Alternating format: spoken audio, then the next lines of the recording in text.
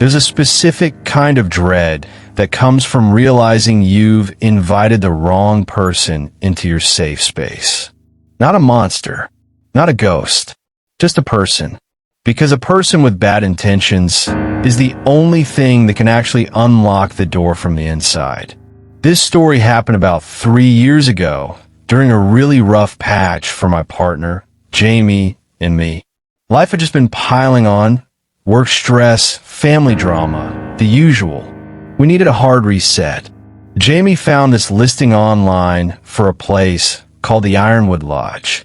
It was 50 miles from the nearest town, deep in a national forest, and it had this massive stone fireplace.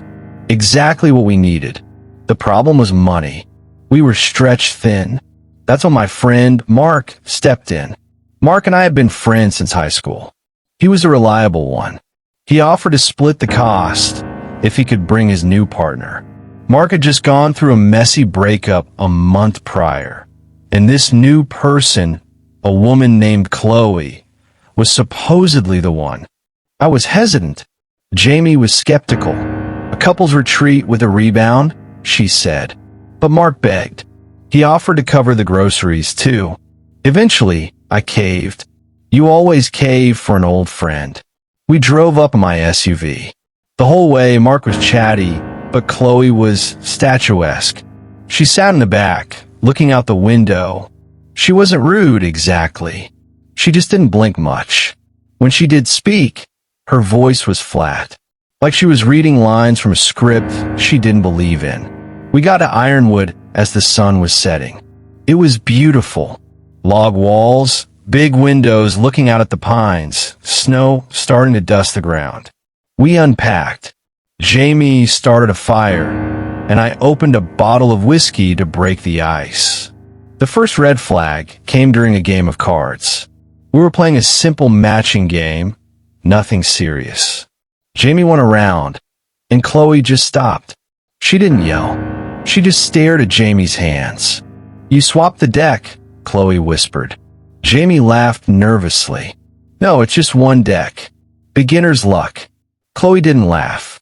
She slowly reached across the table and moved the whiskey bottle so it was directly between her and Jamie. A barrier.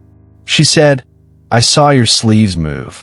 Mark tried to joke it off, saying she was just hyper-competitive. But the energy in the room had curdled. Chloe went to bed early without saying goodnight. That night, Jamie woke me up by putting a hand over my mouth. She whispered, "Listen." I heard it. A rhythmic thump. Thump. Thump. Coming from the kitchen. I got up and peered down the dark hallway. Chloe was standing in front of the refrigerator, hitting her forehead softly against the freezer door. Just a slow, deliberate tap. Tap. Tap. I said, "Chloe, you okay?" She stopped. She didn't turn around. She just said, checking the temperature. Then she walked back to her room. Jamie and I locked our door. The next day was tense. Mark looked exhausted, like he hadn't slept. Chloe, however, was cheerful. Too cheerful. She made breakfast. She laughed at my jokes. It was like the night before had been erased. But I noticed a knife. It was one of the cabin's kitchen knives. A large carving knife with a wooden handle. Chloe was holding it while she ate her eggs. Not threateningly, just resting on her knee under the table. When she saw me looking, she smiled and put it on the table like it was a fork. That afternoon, Mark asked to talk to me alone. We walked out to the woodpile. His hands were shaking. "Something is wrong," he said. "Last night, I woke up and she was just sitting on the floor at the foot of the bed, facing the wall. I asked if she was sleepwalking. "I don't think so," he said, because I grabbed her shoulder and she said, "Don't touch the skin." Then she asked me if I thought the walls had ears. I told Mark we should leave. He agreed. But when we went inside to tell Jamie, Chloe was standing in the doorway to the kitchen. She wasn't smiling anymore. "Leave," she said. "We just got here." That night, we tried to stay awake.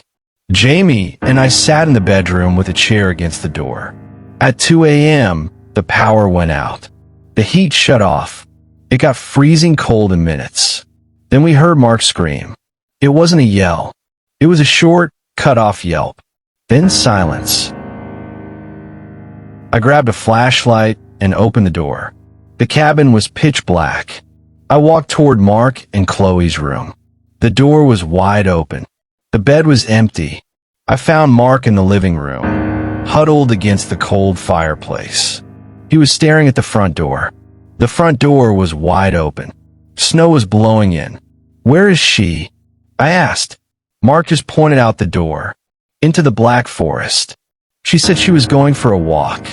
A walk. It's 15 degrees out there. She said the cold was wrong. She said she had to go find a real temperature. Jamie grabbed my arm. She pointed at the kitchen counter. All the knives were gone. The block was empty. Every single blade was missing. We slammed the front door shut. We dragged a heavy bookshelf in front of it. We locked the bedroom door again and called 911.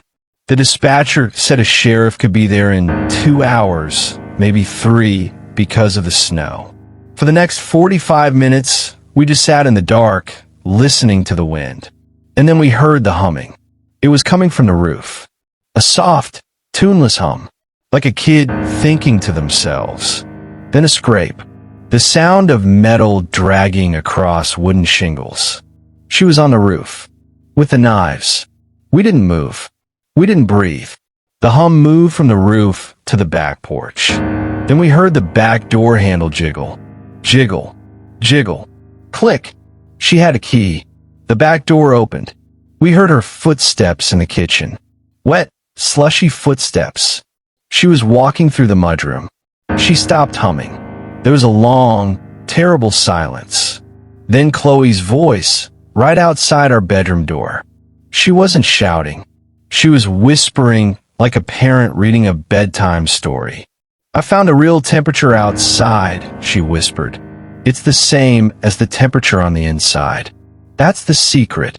There is no difference. We heard the tip of a knife blade slide under our bedroom door.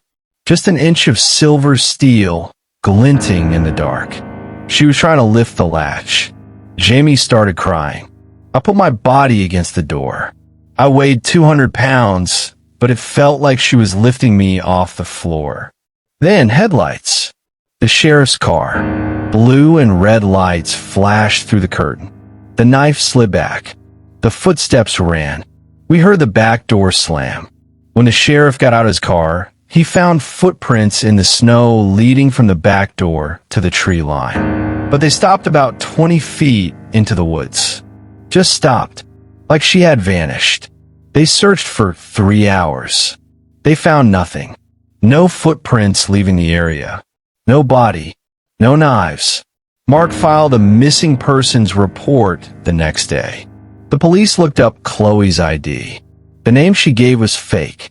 The phone number was a burner. The photo she used on her social media was a stock photo of a model from another country. There is no record of her. There never was.